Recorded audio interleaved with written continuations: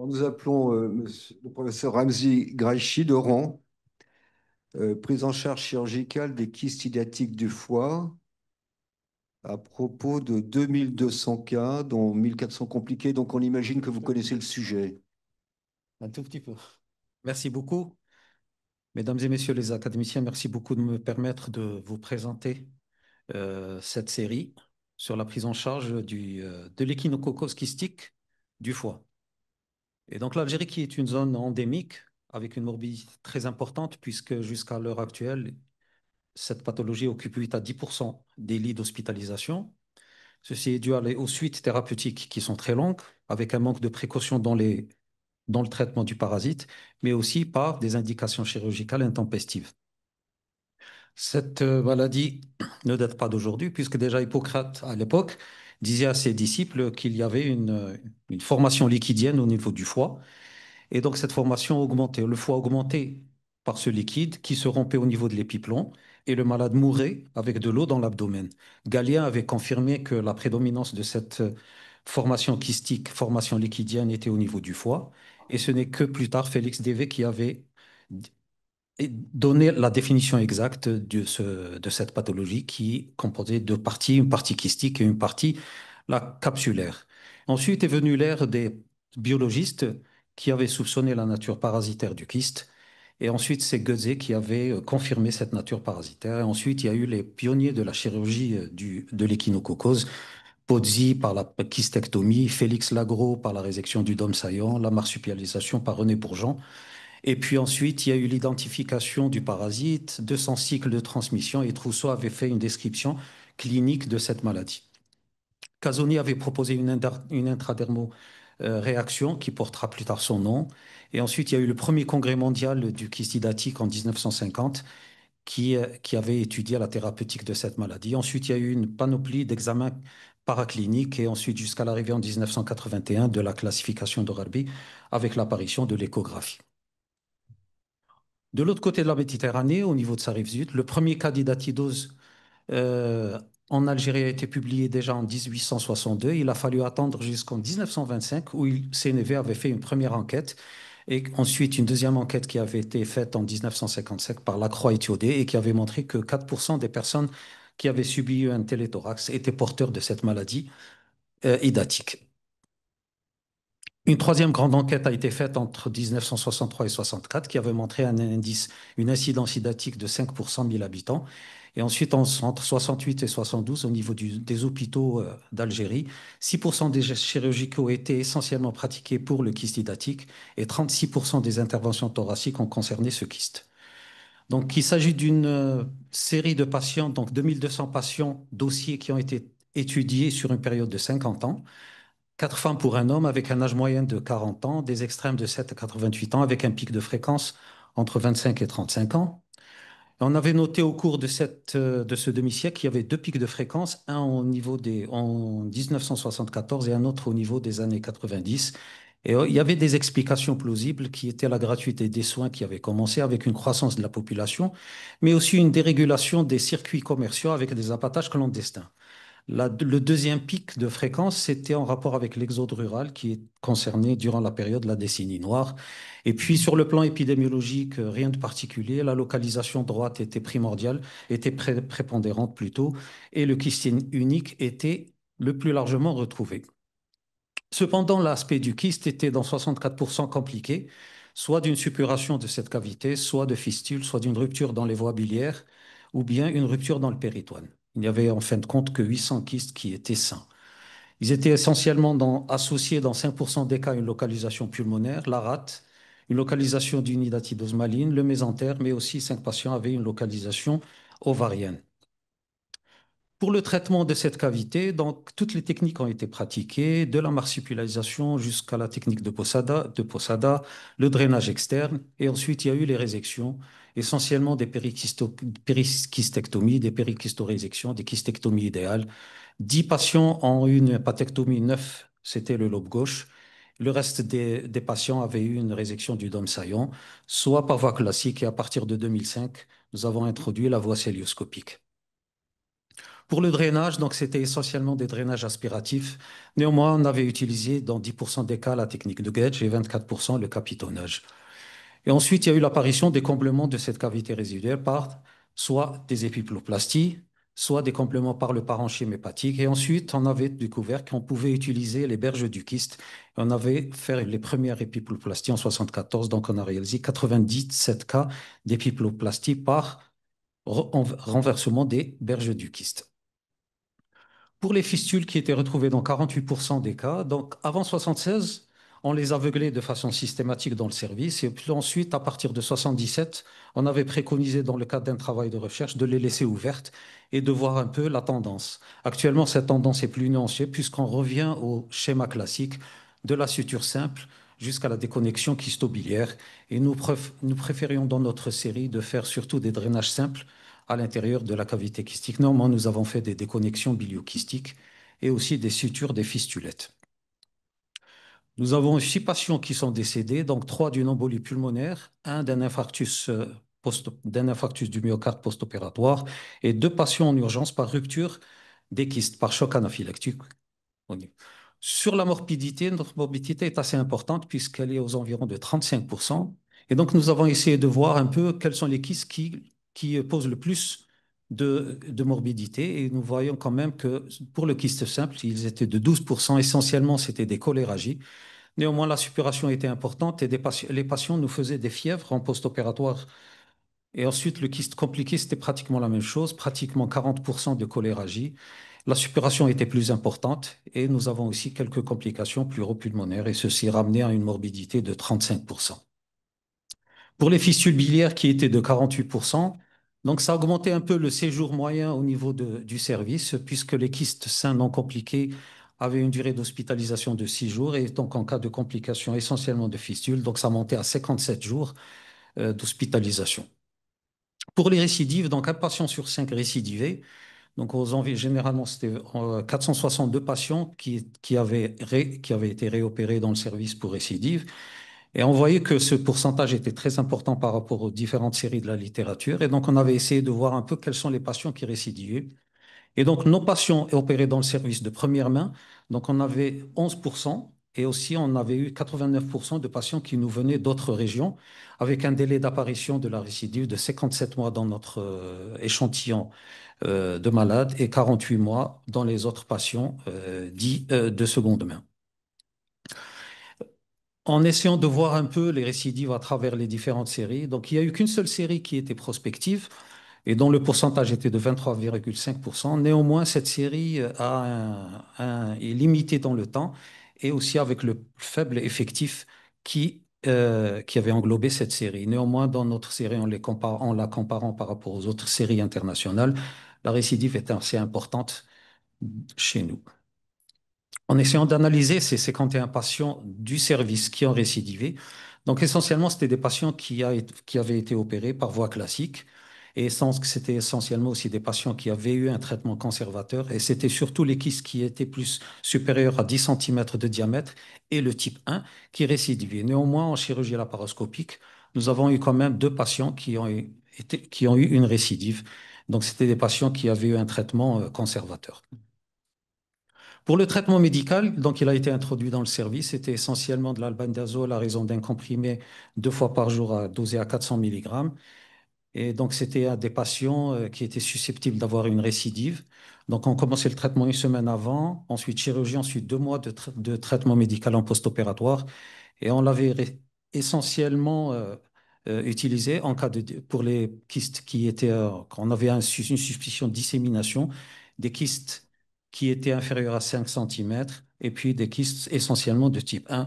Et donc, nous étions un peu limités dans le temps et nos indications étaient très strictes par rapport aux recommandations qui ont été faites en 2019 par la Société algérienne d'échinococose qui préconisait d'aller jusqu'à 4 mois de traitement post-opératoire. Ceci dit, donc jusqu'à 2020, toutes les techniques décrites ont été pratiquées.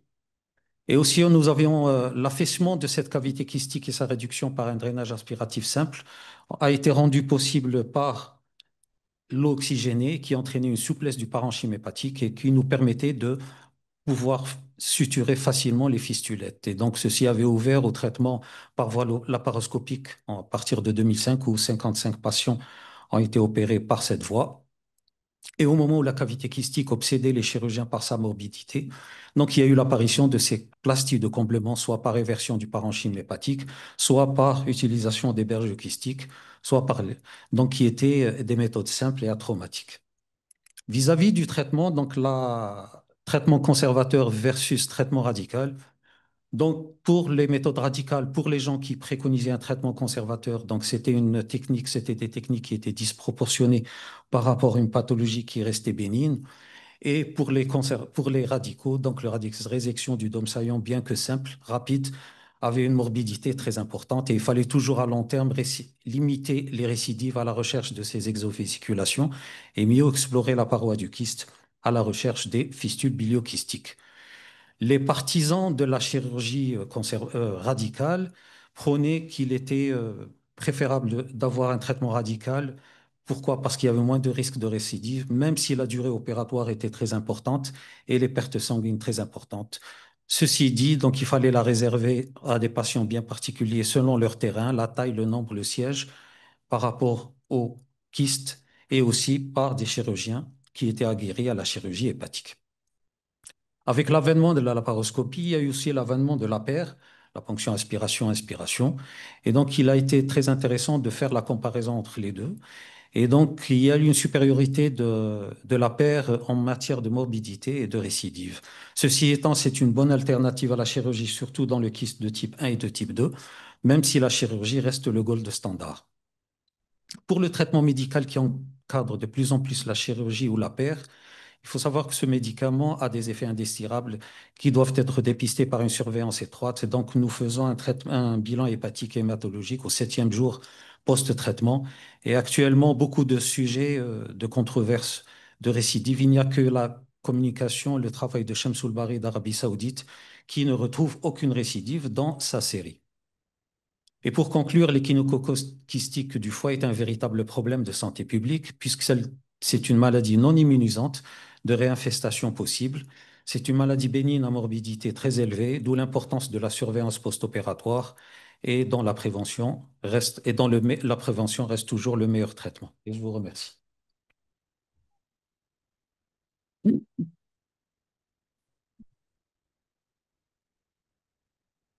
Merci beaucoup. Une question, tu as un micro là à droite.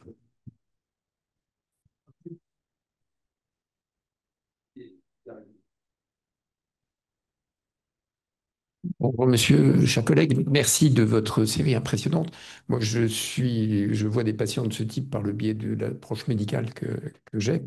Et ma question était, pour avoir eu un patient qui était turc et qui venait à Paris, qui avait une hiatidose absolument spectaculaire au point qu'on imaginait presque le transplanter, il a répondu à l'albendazole en continu. Et je suis d'accord avec vous pour les deux comprimés par jour qui donnent des complications. Alors, je dirais essentiellement capillaires. Ça m'est arrivé d'avoir pour des parasitoses de traitement plus court, des chutes de cheveux absolument type pelade. Bon, ça repousse, c'est réversible, mais enfin, c'est impressionnant. Et est-ce que vous avez essayé des traitements de un comprimé par jour simplement en préopératoire? Et y a-t-il une place justement pour ne pas opérer les gens, pour éviter les complications péropératoires ou post-opératoires dans votre expérience? Merci beaucoup. Alors, nous, dans notre approche thérapeutique avec l'albendazole, nous utilisons deux comprimés depuis une dizaine d'années. Donc, c'est les recommandations de notre service de gastro-entérologie. Donc, c'est lui qui les prend en charge et donc on les suit ensemble. Par contre, quand il y a eu les recommandations, alors pour certains, l'hydatidose maligne, donc on les opère plus. On les opère plus, sauf s'il y a des complications. Donc, on les confie au traitement médical. Ben, c'est tout. Sinon, les petits kystes qu'on ne voit pas, donc l'IRM les retrouve des petits kystes d'un centimètre, 2 centimètres, et en péropératoire, on ne peut pas les voir, donc on les met sous traitement médical, espérant qu'ils disparaissent. Sinon, dès que ça augmente, ça dépasse les 5 centimètres, on les opère. Nous avons une question dans la salle.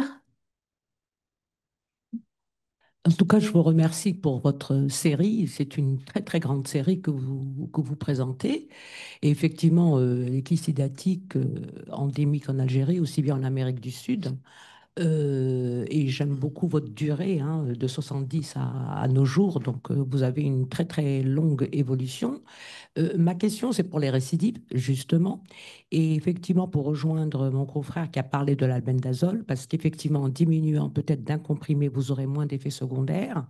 Et il y a eu un impact quand même sur l'occurrence des récidives. Et alors là, je vais parler de la population qui a été opérée, puisqu'on le considère un peu comme pour une chimiothérapie. On appelle ça un traitement adjuvant après chirurgie. Et la préconisation, c'est de donner jusqu'à 6 mois de traitement avec une surveillance assez rigoureuse et aller jusqu'avec un comprimé. Et on voit qu'il y a quand même une, une réduction significative du nombre de récidives, hein. Et ma question, c'est est-ce que vous avez tenté de faire cette approche thérapeutique pour vos sujets? Quant aux indications comme traitement médical pour l'échinococose maligne, je suis tout à fait d'accord. Mais après chirurgie, notamment, je vais parler spécifiquement des kystes statiques du foie, puisque je suis plus spécialisée dans le foie. Si vous traitez d'une manière adjuvante systématiquement vos patients, 6 mois de traitement avec de l'albendazole. Si vous avez noté une réduction de récidive ou bien si vous étudiez cette population. Merci. Je vous remercie. Alors, les recommandations de 2017 dans la Société algérienne d'échinococose préconisent d'aller jusqu'à 6 mois avec une surveillance stricte hématologique et hépatique. Et selon les dernières études, ça donne de bons résultats. Mais nous, dans le service, nous restons un peu limités et un peu stricts. Donc, nous ne dépassons pas les 2 mois. Et puis, nous réservons à des cas particuliers. Quand il y a une suspicion de rupture ou bien quand il y a une suspicion de dissémination du liquide, donc on les met systématiquement sous traitement. Sinon, c'est quand il y a une dissémination. Et puis, on avait remarqué que dans les 2 cas qui avaient récidivé en voie laparoscopique, c'était en rapport avec le trocar. Parce que quand on avait revu un peu le film, il y avait issu de liquide euh, au niveau de la cavité péritonéale. Donc, généralement, on les met une semaine quand on a un doute sur la dissémination. Et donc, on les opère et ensuite on met 2 mois, même si nos recommandations nationales maintenant partent jusqu'à 6 mois de traitement. Oui, j'ai une question. Dans vos complications, j'ai vu sur cette très belle série que vous avez 35 ou 37%, je crois, de choléragie. Est-ce que c'est fonction de la localisation du kyste? Est-ce que vous proposez des solutions pour essayer d'éviter cette complication qui, quand même, est une fois sur trois, c'est beaucoup. Est-ce que vous avez quelque chose pour essayer d'éviter ça? Alors, merci. C'est des complications, enfin, les choléragies qu'on retrouve, bon, soit c'est des kystes qui sont infectés, donc on découvre la fistule. Donc, si elle est importante, donc on essaie de drainer. Donc, on reste un peu conservateur dans le traitement, la prise en charge des fistules. Si elles sont petites, à faible débit, donc on essaye, grâce à l'eau oxygénée, donc qui assouplit un peu, de faire des sutures, même si généralement on avait retrouvé dans certains cas, la suture avait lâché. Et donc ça reprenait un peu cette fuite biliaire. Mais sinon, généralement, on les draine, on draine la voie biliaire. On est maintenant plus drainage que laisser les fistules ouvertes comme ça. Encore une question. Merci, merci Madame la Présidente. Oui, une question. Vous n'avez que 2 complications anaphylactiques sur vos 2200 patients, alors que on apprend, lors de mes études, j'avais appris que le kystiatique était redoutable du fait des complications anaphylactiques péropératoires. Et comment expliquez-vous cela? Parce que c'est remarquable. Alors, en étudiant les dossiers, alors les 2 cas, c'est des cas de moins de 10 ans. Donc, s'il y avait une explication, mais avant, peut-être c'est des patients qui étaient décédés aux urgences et qui n'avaient pas d'explication. Donc, c'est un peu ça, là. Mais sinon, il doit y en avoir plus, parce que les kystes sont importants quand même. Moi aussi, je voulais vous féliciter pour la clarté de votre exposé. Ça fait plaisir, votre timing parfait. Deux toutes petites questions. Quelle est l'évolution de l'incidence actuelle des kystidatiques en Algérie? Est-ce que ça augmente, ça baisse? Et comment vous expliquez ce ratio femmes-hommes? Alors, oui. Alors, au début, quand la première enquête a été faite, l'incidence était de 50 pour 100 000 habitants. Donc, c'était une incidence qui était très importante. pratiquement identique à celle de la Tunisie, plus importante que celle du Maroc. Et ensuite, ça a diminué. Actuellement, en 2017, quand il y a eu la grande enquête, donc elle est entre 1,8 et 2,5 pour 100 000 habitants en Algérie. Ça ne veut pas dire que c'est des vraies statistiques. Peut-être qu'il y a eu des cas qui sont passés inaperçus. Et la deuxième question, Le c'était ratio le ratio homme-femme, comment vous homme-femme. l'expliquez? Généralement, c'est au niveau des fêtes. Donc, c'est la femme qui s'occupe du foie et ainsi de suite. Donc, elle peut goûter. Donc, généralement, c'est la seule explication qu'on avait retrouvée. Vous en avez nettement plus chez les femmes. Oui, oui, exactement, oui. On opère de plus en plus de femmes. Donc, c'est le milieu rural qui prime. C'est la femme qui s'occupe de tout ce qui est alimentation, préparation et tout. Oui, pour reprendre la question de Madame la Présidente, vous avez montré que justement l'incidence, elle a varié en fonction des années, et donc que c'est un vrai problème de santé publique. Et donc, est-ce qu'il y a des politiques, par exemple, de dépistage dans les écoles ou dans certaines populations? Enfin, euh, comment on peut essayer Oui, d'encore de diminuer cette incidence? il y a des campagnes de prévention annuelles. Donc, chaque fois qu'il y a des fêtes qui se rapprochent, et donc il y a aussi des campagnes de sensibilisation au niveau de la télévision, au niveau des journaux, au niveau des centres hospitaliers, parce que généralement, c'est des malades qui n'arrivent pas beaucoup au CHU. Donc, c'est des malades qui sont pris par des établissements périphériques, donc des services de chirurgie périphérique. Donc, il y a quand même des journées de sensibilisation, des journées de formation. Et donc, c'est surtout les gastro-entérologues qui se déplacent au niveau des écoles pour faire cette campagne de sensibilisation. Et aussi, il y a maintenant, depuis la création de la Société nationale d'échinococose, qui font un peu de la prévention. Néanmoins, l'incidence diminue de plus en plus. Mais aussi, en parallèle, il y a aussi ces abattages clandestins qui échappent un peu au contrôle sanitaire. Plus de questions? Eh bien, merci Merci beaucoup. à vous. Merci beaucoup.